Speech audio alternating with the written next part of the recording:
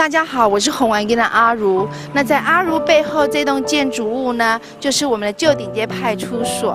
那旧顶街派出所所在的位置，刚好是在我们的火车站的西站出口的左边哈。那现在火车站也分东站跟西站，那西站就是以前我们丰原的前站啊。那这栋建筑非常的特别，它的造型呢就是几何图形组合而成的，所以它是仿 Art Deco 建筑哦。那它是在1936年的时候才建好的哈，那也是目前全台湾保留40几间的日式的派出所建筑里面唯一2层楼的，所以非常值得来看。那从这个建筑里面，我们可以讲到什么故事呢？讲到日本当时的官厅建筑基本上都是国黄色。什么是国黄色呢？就是卡其色的啊。那一般民宅是灰色的啊。